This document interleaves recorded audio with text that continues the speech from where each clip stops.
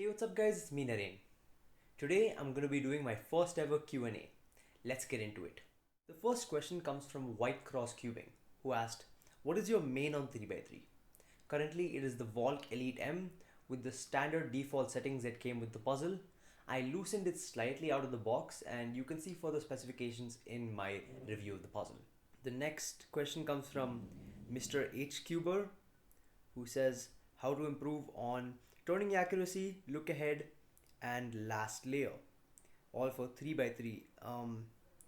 So first of all, last layer, the best way to get better is to learn algorithms. Another way would be to learn recognition. So I personally have not done it that much, but you can look into things like PLL recognition and such to not do many U moves and just general inefficiencies in your last layer. So that could be something to improve for last layer. Look ahead, I would say do a lot of slow turning solves. I have a video on this, but besides that, to sum it up, just go a bit slower, do a lot of untimed solves, not even just slow turning solves. Do a lot of untimed solves where you're just experimenting with the puzzle to see good F2L solutions, as well as to get an idea of what different F2L solutions will give you, such that you can trace pieces better and thus have better look ahead. Finally, turning accuracy, I would say you just have to practice a lot. Imagine if a bot comments want to be friends and forces him to reply cubing with Vishwat. Yes, I have no clue why, because I'm not a big channel. I'm not a very big channel, and to seeing me getting bots is kind of weird. But I actually try to report most of them, but they end up coming back somehow. They probably have some way of bypassing it or doing something weird like that. I'll try to figure it out. Amir Saifi, why does every South Indian say da at the end of a sentence? If you would say, for example, at the end of a sentence, if you say bro or dude or something like that, it's essentially the equivalent of that. Ram Takar, is this a valid question? No, this is definitely not a valid question. If you ask a question like this ever again, I will ensure that you are banned from my channel. Tarun Vishwanathan asks two things. When did you start cubing? So I started cubing in January 2015, meaning I learned the puzzle by about the end of January, so close to February. And from then, my first competition was in May, which was actually Indian Nationals 2015. For the first year of my cubing career, like 2015 essentially, I didn't practice at all. I essentially just went to competitions purely for fun. It was only in 2016 when I really started to actually get into competitively trying to improve and trying to actually like aiming for records and such. What was the feeling of winning your first ever competition? So actually, this is a funny story. The first ever competition I won was actually a big fluke, you could say. It was Montfort Championships 2016, if I remember the name correctly.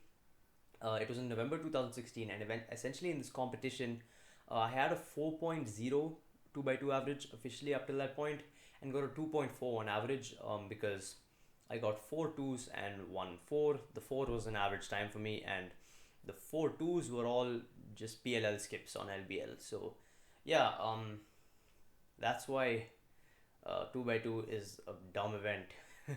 Hypothetical cuber tips for sub 15 on 3x3. One thing I will say is that Amir Saifi made a video on this. You can check that out. I also made quite a few videos on improvement, not so much for 3x3, but quite a few 3x3 videos as well. One thing I will recommend is learning full OLL and PLL, getting color neutral because it's something good to pick up earlier on. You don't want to be struggling with it once you get like sub 10 or even 9. And another thing I would say is to just improve look ahead, because when you're 15 on 3x3, it's very possible to average 15 on 3x3 with like next to no look ahead. So if that's the case for you, for example, try to improve on look ahead. How long did it take you to learn full OLL? Uh, it took me a very long time. To be honest with you, there was never a point where I sat down and said I'm gonna learn full OLL. It was more so just I'm going to learn a few algs here and there. So some of it was learning algs on SaiTheKing.com. Some of it was just um, taking out F2L pairs and putting them back in different ways. So just things like that. It was never like a thing for me. I just gradually learned it over a certain amount of time. But I guess if you want to count it in that way, I would say probably, this sounds quite bad, but maybe about close to 3 years or so. So yeah, it's definitely not that fast. What is your single most favorite cube? So many people probably won't remember this cube. I think it was quite popular when it came out, but it never ended up, it kind of production stopped and it died down for some reason. But it's gonna be the Chuen 2x2 by Mohwan Shosu, if I'm pronouncing it correctly. And I really love the feeling of this puzzle. I really like the turning. The puzzle out of the box was great, and with setup, it became even better. It had a very interesting mechanism as well, and I overall really liked the puzzle. I bought two. One was white base, one was black base. In fact, if you go to Colorful Pockets video of US Nationals 2017, you'll see me using a white Chuen in that video. I believe it was one of his vlogs, but yeah, unfortunately, both of them became quite poor and they're not magnetized, so they're worse than I would like to use for 2x2. But I really want to use them because they're both really promising puzzles. Super Gear Viber asks, what did you do when you were sub 15/20 and were feeling that you were not able to improve? Did you think of quitting cubing? I've never thought of quitting cubing per se. There was never a moment in my mind where I'm just like, I'm done, I'm never going to cube again. It was more so just losing interest and gaining interest again, which happens, of course. It's natural to, like, when you've been stagnant for a long amount of time, to kind of lose interest in something. So that's happened to me many times throughout my career. If I was to count it, it would be like more than the number of fingers I have. But I would generally say, yeah, when I was like sub 20, actually, um, to be honest, there was never that moment for sub 20 for me, because sub 20 was generally, I was improving pretty decently at that point. I wasn't really stagnant around sub 20.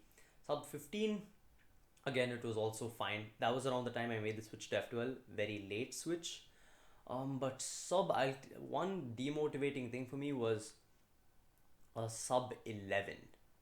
So I got my first sub 12 average in May 2018, and I got my first sub 11 average in March 2019. It took me 10 months to uh, improve essentially 1 second on 3x3, and that was very demotivating. I think I had a string of bad results where I went from an 11 average in May 2018 to like 12s and 13s, and I even got like a 14 average or something like that.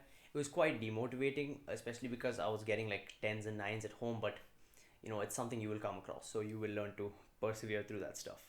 Sarita Chandak, if I'm pronouncing that correctly. What were your times when you first bought your first magnetic 3x3, and which cube was that? So the first magnetic cube that I got was the GAN Air UM, I believe. The GAN Air UM, yes. It was like an insanely like hyped up 3x3, I think, for most people around that at that time, which was like early to 2017.